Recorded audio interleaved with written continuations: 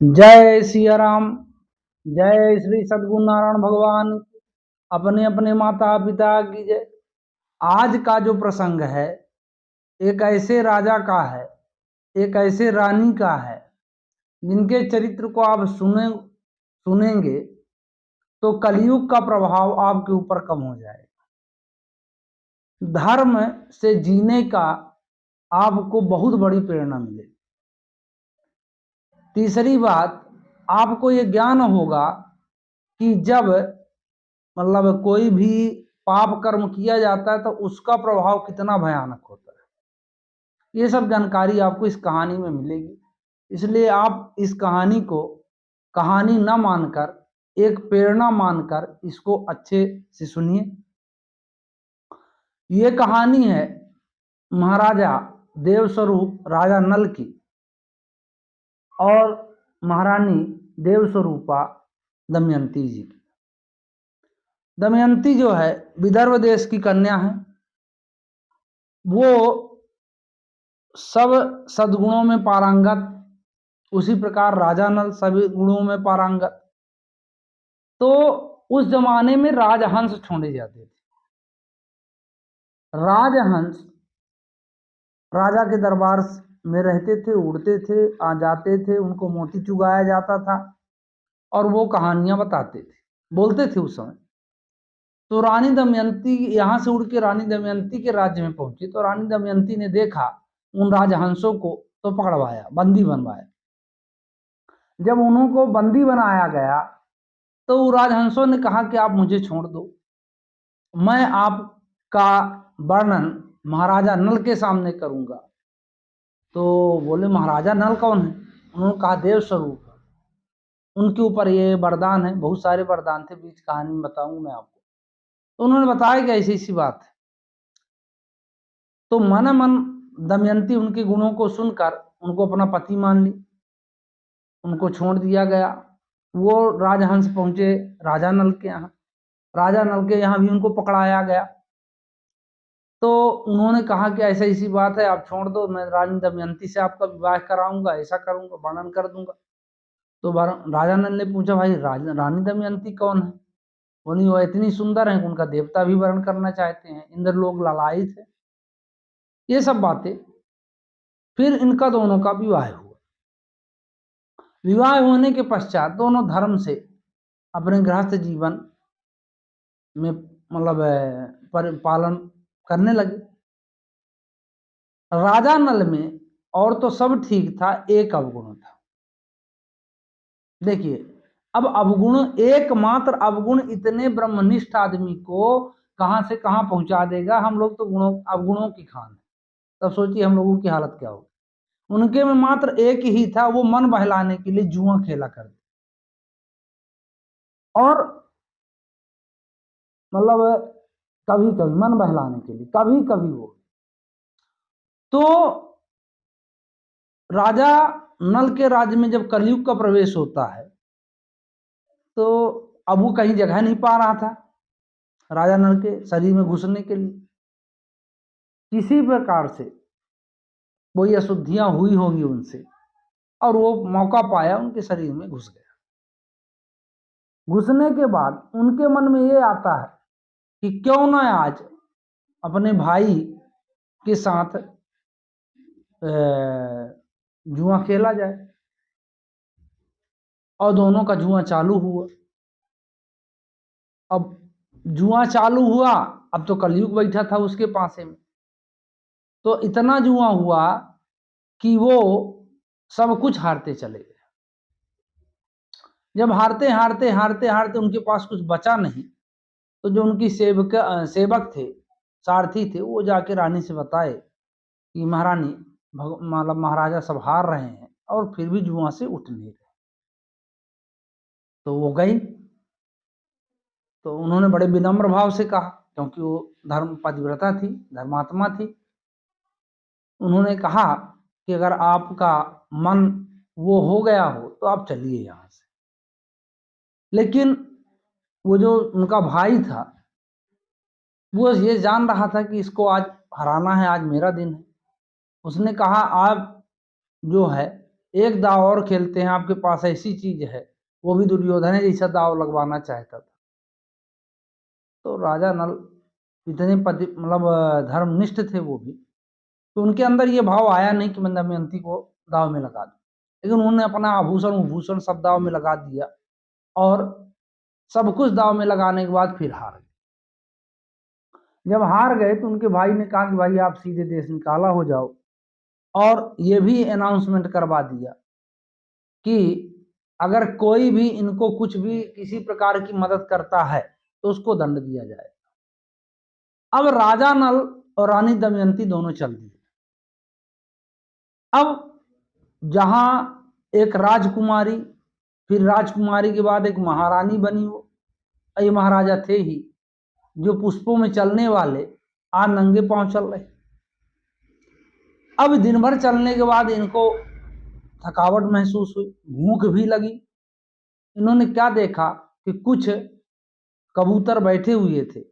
इन्होंने सोचा कि अगर इसको जाल फंसा के देखिए, अब एक धर्मनिष्ठ आदमी आज इस तरह की सोच उसके अंदर पैदा हो रही, तो किसकी तरह इनको फंसा के हम खा ले तो हमारा आराम हो जाए, हमको भूख लगी है। अब फंसाएं तो फंसाएं किससे?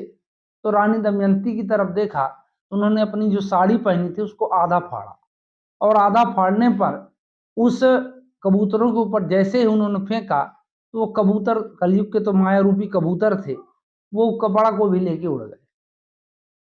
अब दोनों भीषण मतलब गर्मी, दुख, हार, भूख से मतलब त्रसित।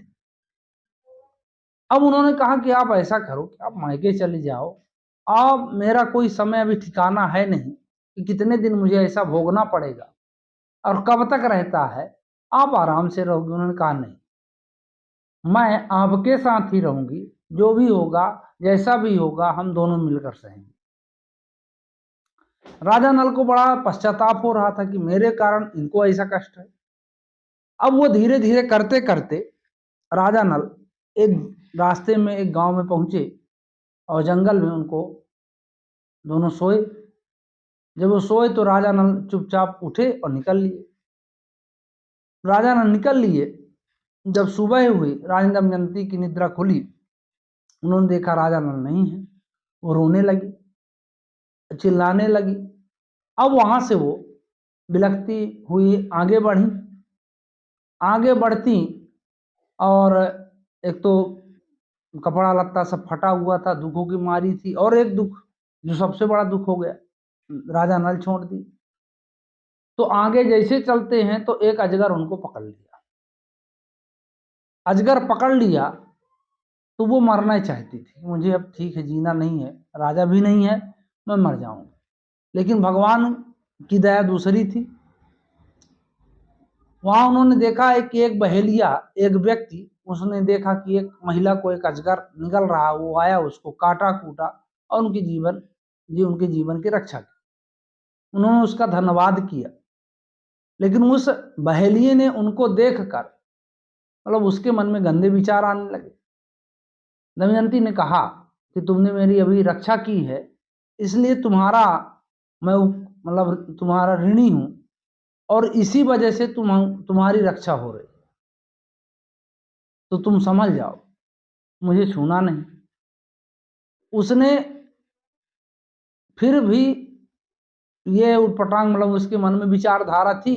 अब उसको कार्य रूप में देने की जैसी उसने कोशिश की, तो रानी दमयंती ने सिर्फ मन में ये कहा कि मेरे अगर धर्म में है, मैं पतिव्रत धर्म से पूर्ण हूं, तो मेरी रक्षा की जाए। इतना कहना था तो जैसे पेट्रोल में कोई आग लगा दे, धू धू करके वो जल गया।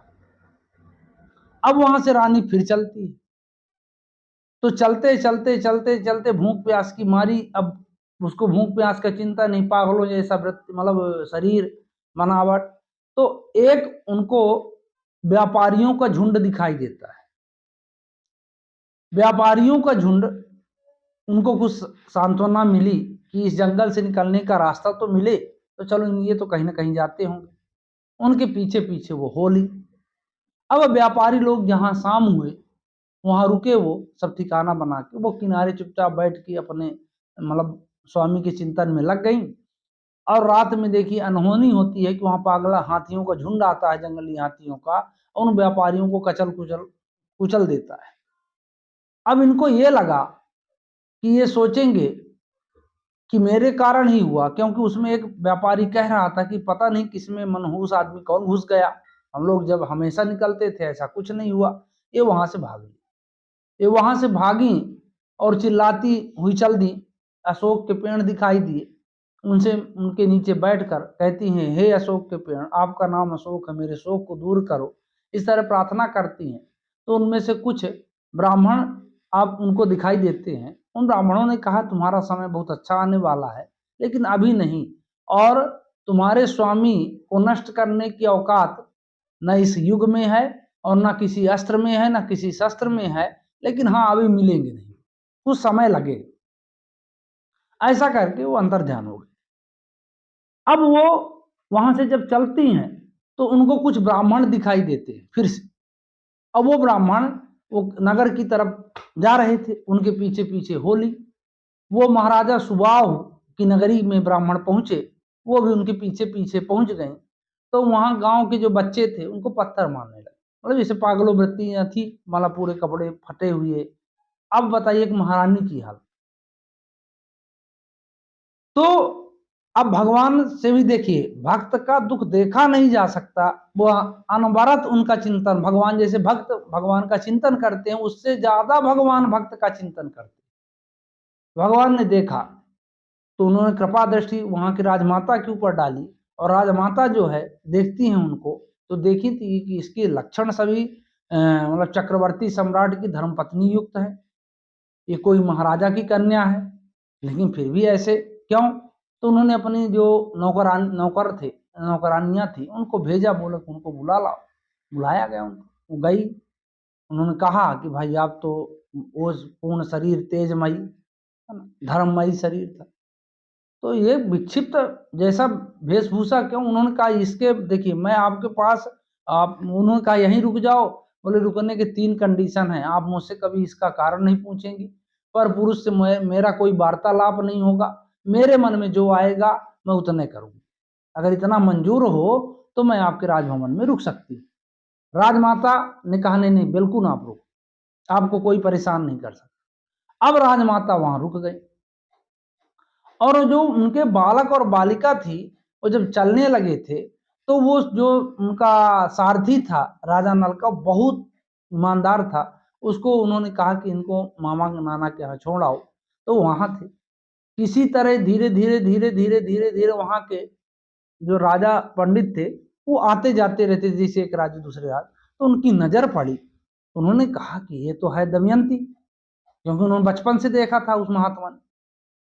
वो जाके वहां राजा नल दमयंती के पिताजी से बताए। दमयंती के पिताजी ने वहां भेजा संदेशा, तो देखा कि वही है। अब वो जो है सुबाहु नगरी थी, वो मतलब इनकी दमयंती की मौसी कहलाई वो। अरे उनको बहुत रोना आया कि हे भगवान ये कैसा। उन्होंने उनका पालन मतलब फिर हो गया, उनको ले गए। अब वो अपने मायके पहुंच गई विदर्भ देश। विदर्भ देश में जब पहुंची तो उन्होंने कहा कि भाई राजा नल का पता लगाया जाए। तो उन्होंने ब्राह्मणों की टीम बनाई, और उन्होंने एक श्लोक कहा, श्लोक मुझे याद नहीं है, उस श्लोक का भाव मैं आपको बताता हूँ।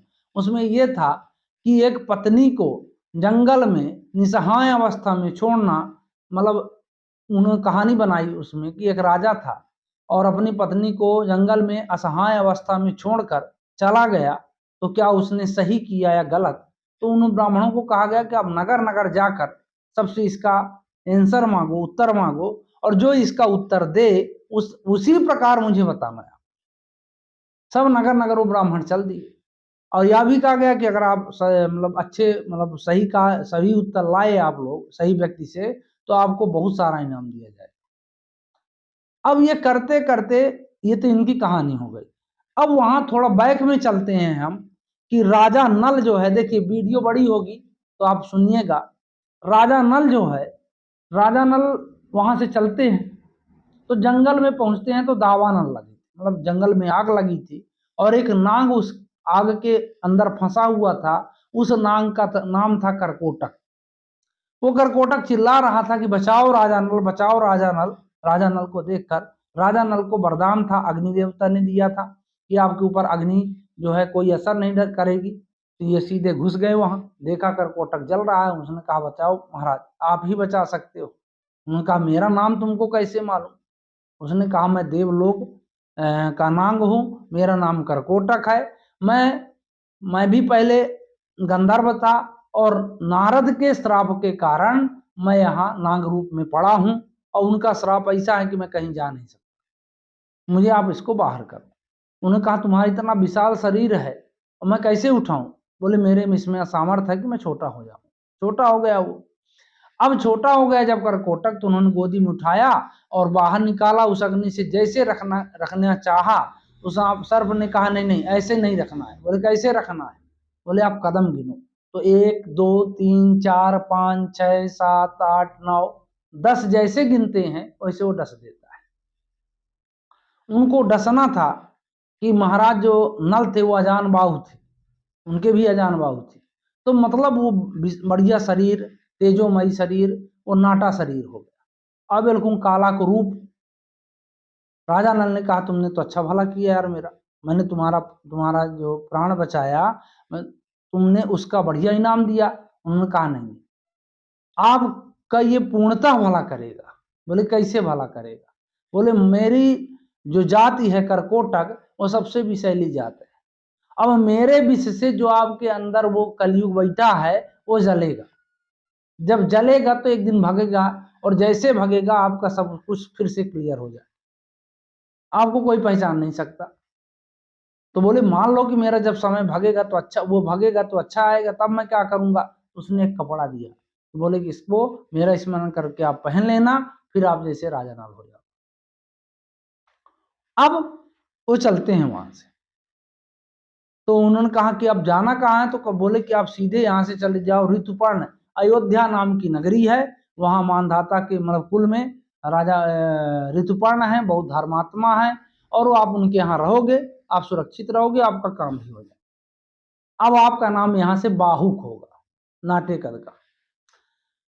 अब राजा नल ऋतुपर्ण के यहाँ पहुंचते हैं। ऋतुपर्ण से बोले कि भाई मैं मतलब एक अच्छा क्वालिटी का वीर भी हूँ, एक अच्छे क्वालिटी का मतलब सारथी भी हूँ, और मतलब ये सब उन्होंने गुण बताया।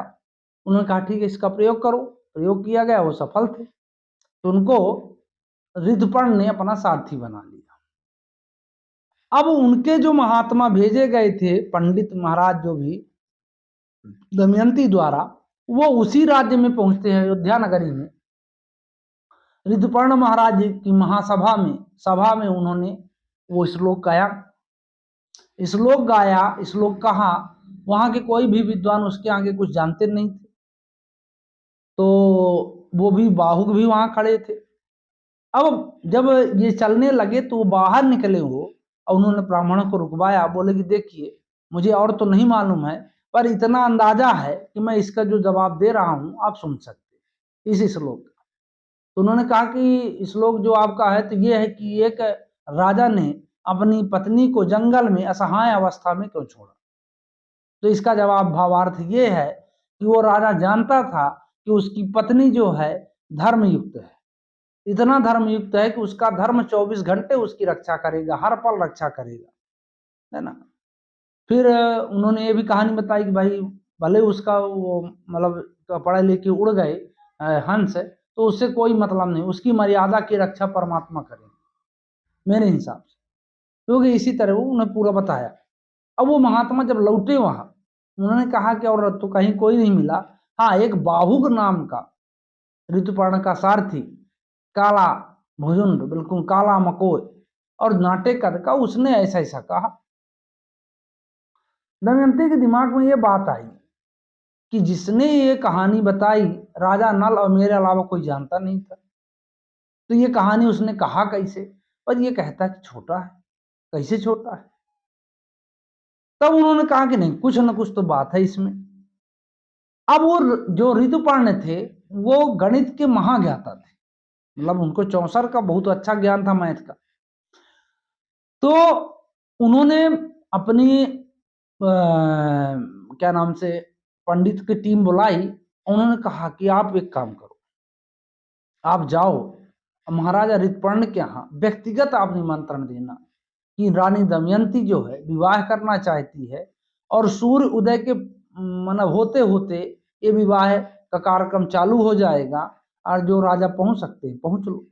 उन्होंने कहा ये तो झूठी खबर होगी। राजा बोले नहीं, कहीं कुछ दिक्कत नहीं होगी, मैं सब तरफ से तुम्हारी रक्षा करूंगी, आप मेरा इतना काम करो। ब्राह्मण गए वहां, ऋतुपर्ण क्या बताए कि भाई फलाने तारीख को सुबह जो है महारानी रानी का दमयंती का स्वयंवर है, और स्वयंवर है तो आपको निमंत्रण भेजा गया। ऋतुपर्ण ने कहा ठीक। अब ऋतुपर्ण जो है बाहुक भी सुन रहे थे, उनको विश्वास हुआ नहीं, बोले ऐसा हो नहीं सकता कि दमयंती दोबारा पुनः स्वयंवर करेगी, पर देखो क्या होता है। अब ये ऋतुपर्ण जो है मारे दमयंती दमयंती कर करके दिमाग खराब कर ली कि अब मुझे पहुंचना है आज नहीं आज चल दे। तो उन्होंने बाहुक ने कहा कि ऐसा है कि मैं आपको मतलब 2-4 पल में पहुंचा दूंगा। अरे बोले यहाँ 1-2 किलोमीटर की बात नहीं, बहुत दूर जाना है। अरे बोले ठीक है, अभी आपने मेरा घोड़ा चलाना देखा नहीं है। तो उन्होंने कहा क्या देखना है? बोले मैं घोड़े का चुनाव मैं करूंगा, और फिर मैं उसमें जोतूंगा रथ में, फिर आप देखना। उन्होंने ऐसा ही किया। जैसे मान लीजिए कि आज है, कल जाना है, तो उन्होंने घोड़े का चुनाव किया। अब घोड़े का चुनाव करने के बाद उनको यहां से भेजा गया। तो भेजना भेजना था, अब वो चल दिए। तो चलने के बाद वहां से जब चलते हैं वो चल दिए, तो चलते चलते चलते उनको दोनों के बीच में ये हुआ कि उनका मुकुट गिर गया ऋतुपर्ण का। तो ऋतुपर्ण ने कहा बाहुक रोको रोको रथ, मुकुट गिर गया। उन्होंने कहा ये मुकुट अभी नहीं गिरा, बहुत दूर गिर गया। उन्होंने कहा नहीं नहीं अभी गिरा। बोले नहीं नहीं अभी नहीं गिरा, बहुत एक राज्य हम निकल आए। उन्होंने लौट के देखा, वास्तविक में एक राज्य था, इतनी रफ्तार। ऋतुपर्ण ने कहा मुझे सिखाओ। उन्होंने कहा अन्नदाता आपको मैं सिखा दूंगा, मुझे आप गणित विद्या सिखा दो। क्योंकि ऋतुपर्ण को ऐसा मालूम था कि पेड़ में खड़े हो जाएं, एक नजर देख लेते तो पेड़ के पत्ते गिन लेते थे कितने पत्ते। दोनों ने एक दूसरे को सिखाया। अब इस कहानी थोड़ा जल्दी जल्दी सुनाई देता हूँ भाव। तो सिखाया, सीखने के बाद जब वहां पहुंचते हैं, वो पहुंच गए सुबह सुबह। उन्होंने देखा कि यहाँ कोई कुछ नहीं है। अब वो कैसे पूछ ले कि भाई आपने क्या ऐसा किया है? वो भी धर्मात्मा राजा थे ऋतुपर्ण, और विदर्भ भी सोचे कि विदर्भ नरेश सोचे कि मिलने आए। अब ये बाहुक बाहर रह गए, ये अंदर गए, इनका स्वागत सत्कार हुआ। अब ये देखी कोई नहीं है, कैसा स्वयंवर है, कैसा निमंत्रण है, हे भगवान क्या ब्राह्मण वहीं के थे? उनके मन में सब विचारधाराएं चल रही थी। अब रानी दमयंती वहां से निकलती, देखा उन्होंने बाहुक को, बाहुक काला मकोट, लेकिन कुछ न कुछ तो था। तो जहां इनको रखा गया था, तो वो सारथी के लिए खाना, बोले कि स्वयंवर है, खाना अपने से खुद बनाना पड़ेगा सारथी को।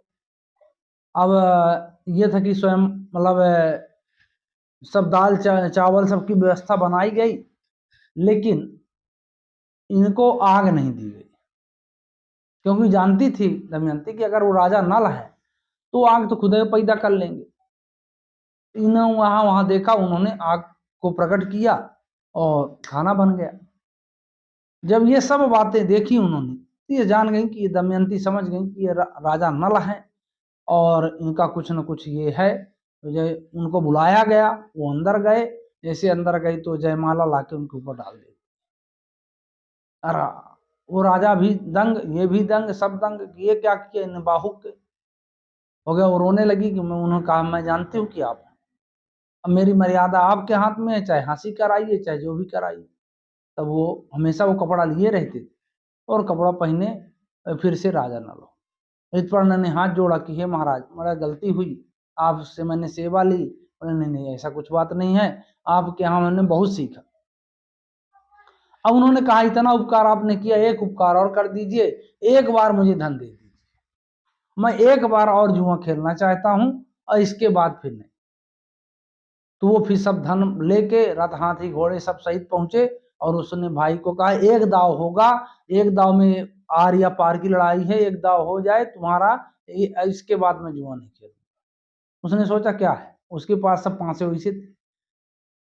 हाँ, लेकिन अब यहाँ बीच में मैं भूल गया थोड़ा, तो कलयुग बिल्कुल जल मतलब चिल्लाने लगा कुछ दिन बाद, जब जाने के पहले, मुझे छोड़ दो, मैं निकलना चाहता हूँ। राजा नल ने कहा नहीं, अभी तो मैं परेशान तुमने किया मुझे, तुम परेशान हो। बोले नहीं नहीं, आप तो दयालु हैं, मुझे छोड़ दीजिए। तो वो निकल गया। अब निकल गया, उनका सब समय बदलने लगा, सब गुण सीखे। अब एक दाव हुआ, राजा नल विजयी हुए, उनका भाई हार गया। जब हार गया तो वो निकलने लगा, बोले नहीं नहीं, तुम ऐसा नहीं, तुम्हारा राज्य तुम्हारा है, मेरा राज्य मेरा है, आज के बाद में कोई जुआ नहीं। तो आप ये सोचो कि एक महात्मा जैसा जीवन जीने वाला राजा मात्र एक जुआ जैसे अवगुण के कारण इतना कलयुग के प्रभाव में आ सकता है, तो हम लोग तो पता नहीं अवगुण कितने हैं। इसलिए आप इस कथा का श्रवण कीजिए और कलयुग से आपकी 100% रक्षा होगी। इसी आशा के साथ सभी का जीवन मंगलमय हो। जय सीताराम।